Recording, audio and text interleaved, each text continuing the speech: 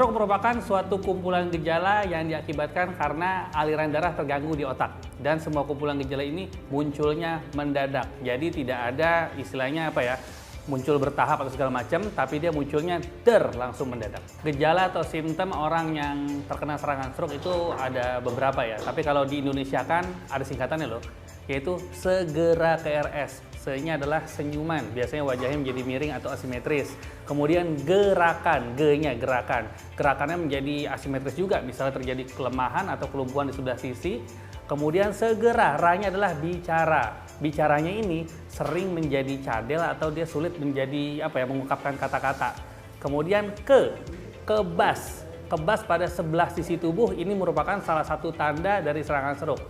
Ke RS, R-nya adalah rabun. Rabun mendadak pada sebelah mata, itu sangat mungkin terjadi serangan stroke. Dan S-nya adalah sakit kepala hebat yang muncul mendadak.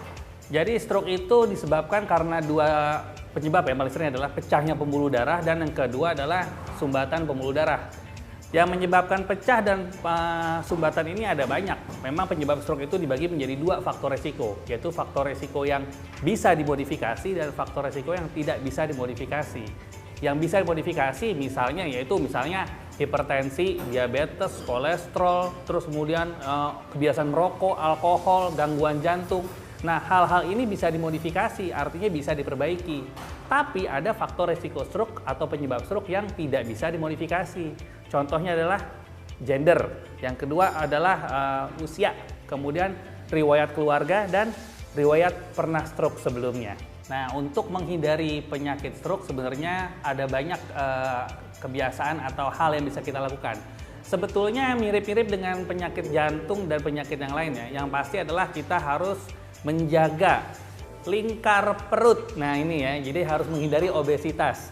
Karena terbukti yang namanya obesitas itu menyebabkan namanya sindrom metabolik. Sindrom metabolik ini akan meningkatkan faktor resiko stroke.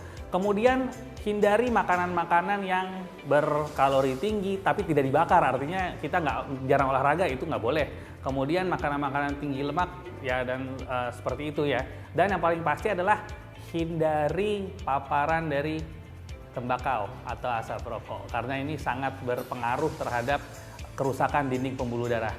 Yang paling penting juga adalah bergerak, olahraga, jangan mager. Karena dengan bergerak atau olahraga maka metabolisme akan lebih baik, aliran darah akan lebih baik, dan hidup sehat ini insya Allah akan menghindarkan kita dari serangan stroke.